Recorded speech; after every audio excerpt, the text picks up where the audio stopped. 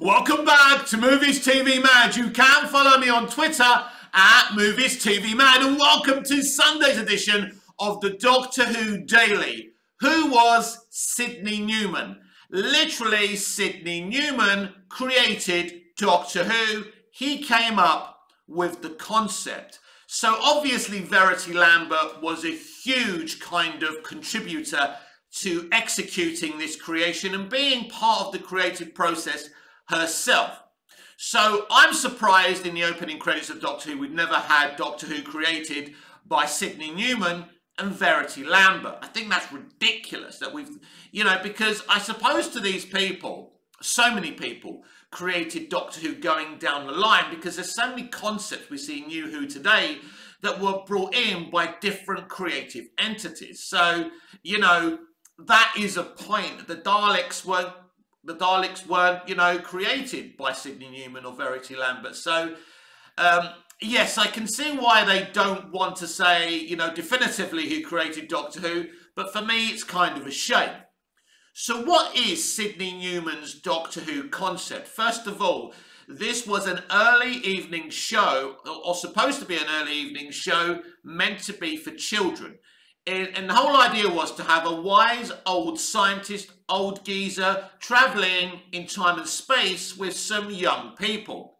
This show was meant to be for children. That doesn't mean it's a law and that adults couldn't watch it, but predominantly this show was supposed to entertain children in the early evening. But more importantly for Sydney Newman, it was meant to be educational. And there's lots of educational elements in New Who as well. But I think the original William Hartnell show and the original series was a lot more educational than we ever had in Classic Who, and we even had today. But I still believe there are great elements, especially in the RTD era, that are quite educational. And the Moffat era and the Chibnall era tried to be as educational as they could. But this was the concept of Doctor Who. Also, no bog monsters. So that was Sydney's idea, and it was a very easy idea for Sydney. Sydney Newman was a kind of guy who just came up with ideas, pa-pa-pam, as he used to say. And so it was a simple concept, but executing this in 1963 was a big task. So why am I talking about Sydney Newman's concept of Doctor Who? Because it's interesting in a lot of ways. Doctor Who, even with the revival, hasn't changed today. But what Sydney Newman came up with was absolutely beautiful. And it's an easy concept that works. What you do, they couldn't afford a flashy spaceship. What did they give you? The greatest, most powerfulest time ship in the universe disguised as a 1950s cool box. Because that's an easy thing to put together. It's cheap. And you don't need added CGI for that. But once you get inside the TARDIS, the design, whether you're talking about Classic Who or New Who, the different designs of the TARDIS have always been stunning and beautiful. Whether it's the white surroundings and the little round windows, or Eccleston and Tennant's TARDIS design, whether it's Smith's TARDIS or Capaldi's TARDIS, or even Jodie's TARDIS, which isn't my favourite, it's my least favourite, unsurprisingly. But the talent that's gone into this has always been great. And so it all starts with an idea and it being executed in the right way. So what Sydney Newman created with Doctor Who will never be forgotten. Now, from Sydney Newman, let's talk about one of my favourite Doctor Who episodes ever, which is Midnight. People always say to me, when I used to watch Doctor Who Confidential, they used to say, oh, Doctor Who's always been scary. And I used to say, before Midnight, a Doctor Who episode has never scared me. Never been scared, even as a kid. The Daleks, Cybermen, whatever you throw at me, the devil, anything. I've never been scared of anything in Doctor Who until I saw Midnight. Midnight is genuinely scary, especially for me, because you watch that episode and you take yourself outside of the spaceship and you put yourself in an aeroplane, because literally it's the same scenario. Imagine it. You're on an aeroplane to the UK or Cyprus or wherever you live or wherever you're going, right? and you're stuck on this plane. All of a sudden, there's banging, and this woman keeps on repeating everything that everybody else is saying. There's nothing more scarier. Russell T Davies came up with something that scared the freaking life out of me. And I think it was amazing. It really did frighten me. I was rewatching it yesterday as I continue to rewatch the entirety of the Doctor Who revival.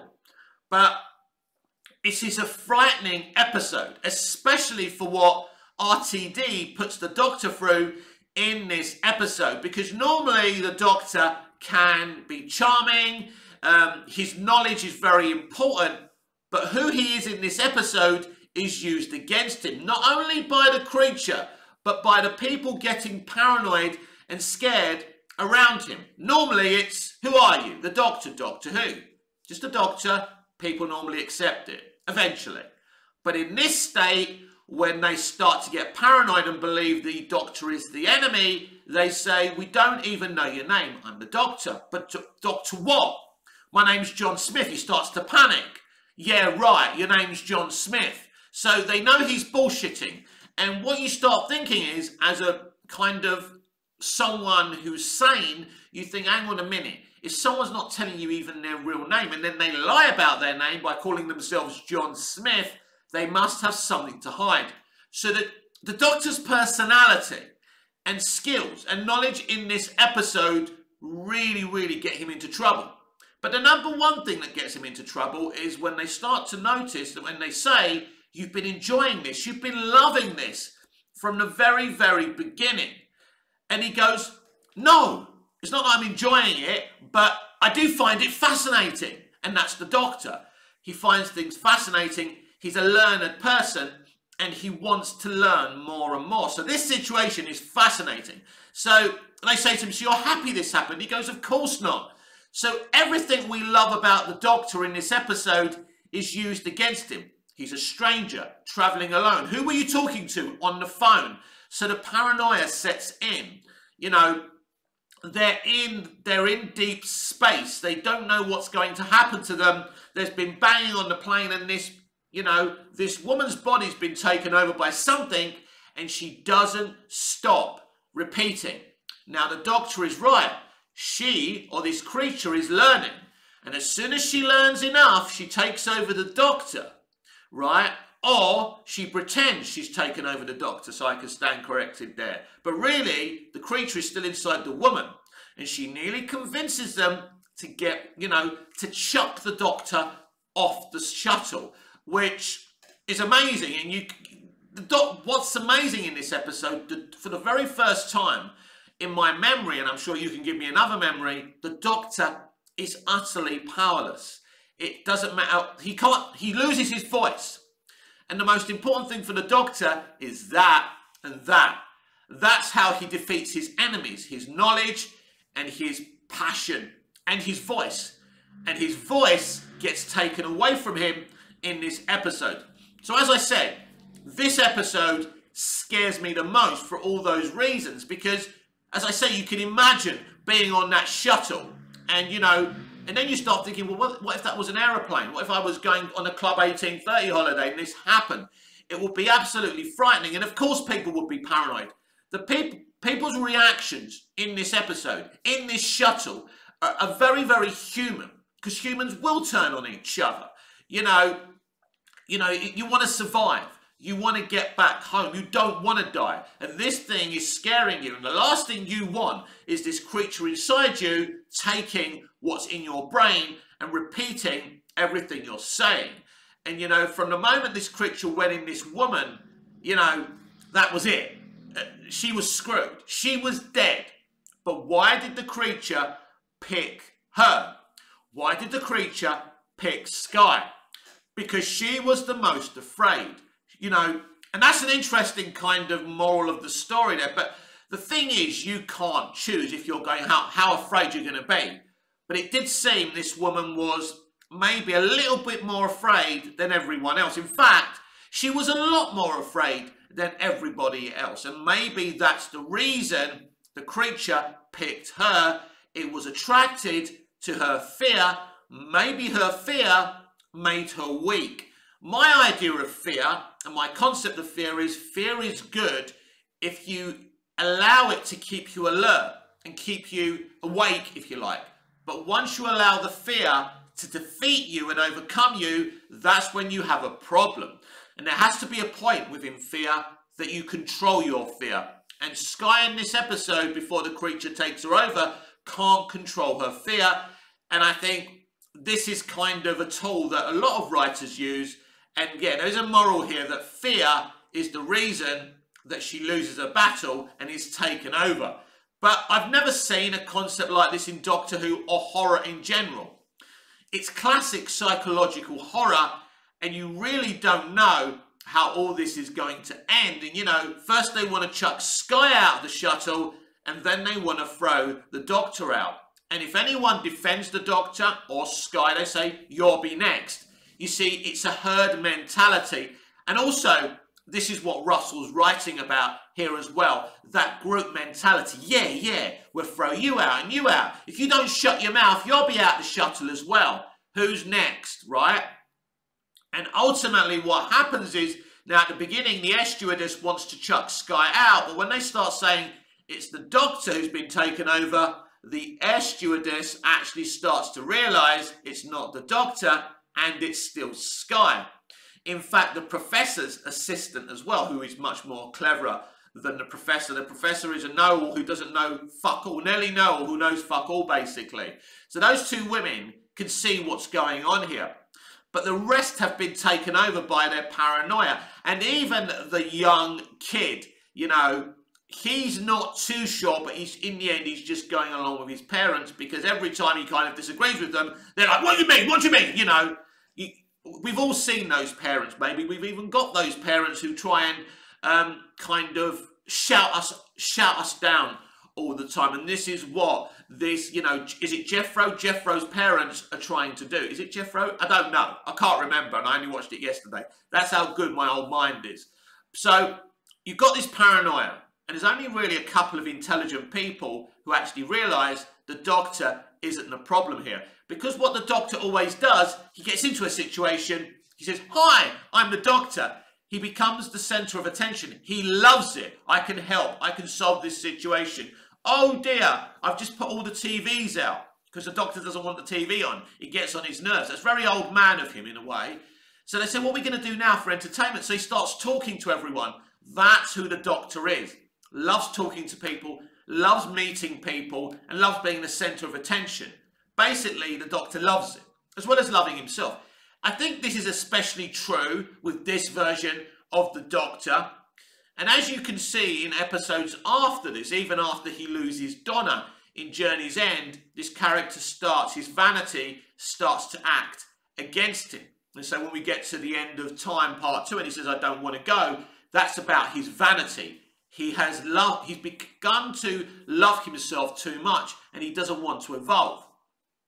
And so, but listen, and something else I'm going to say about Midnight.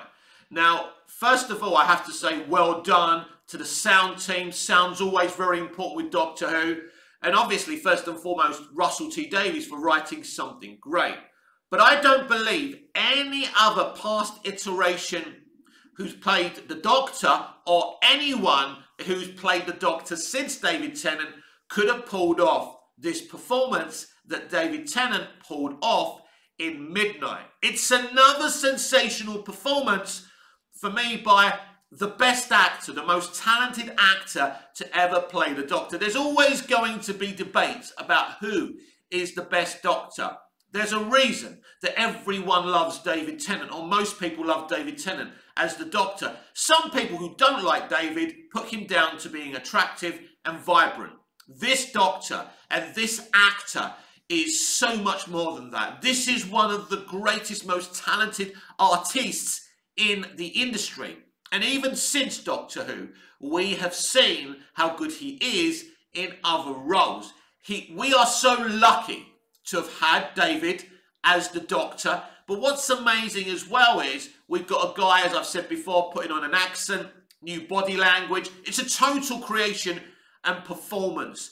And I think it's amazing. And he's a Doctor Who fan as well. Now, it's not important to be a Doctor Who fan, but when you see someone giving everything, performing it, 100% performing it, not homing it in, not using his own accent, it's amazing.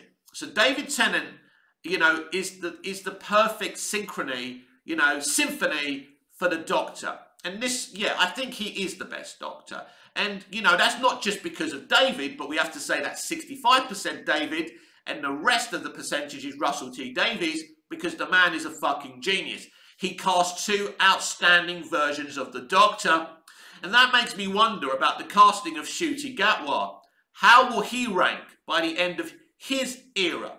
Because make no mistake, Ncuti Gatwa is a generational talent in this industry, and he's been cast on his talent. Make no mistake, there is no other reason why this lad has been cast. So you're going to see great things from Ncuti as the 14th or 15th Doctor. I still think he's going to be the 14th Doctor, and there is no 15th Doctor at this point. I think this is just BS from RTD, but we will see. You can't trust the word Russell T Davies says, I love him as much as I do. But yeah, I could ooze about David Tennant's performances on Doctor Who all day. But I'm not going to do that. But yeah, I think Midnight is, for me, the scariest Doctor Who episode. It shits all over Blink. I don't find Blink scary. I can understand why people find Blink a bit of a scare. And, you know, the Weeping Angels are a fabulous creation by Stephen Moffat, make no mistake. But for me, it's Midnight that has the crown of the most frightening, creepiest, psychological, mind-fucked up episode in Doctor Who history. This has been the Doctor Who Daily here on Movies TV Mad with me, Mick, your host with the most. Just ask your girlfriends and your wife, please like, share, comment, subscribe, hit the notification bell so you never miss this beautiful perfection. And I'll see you again in the next video. Until I see you again, goodbye, au revoir, auf Wiedersehen.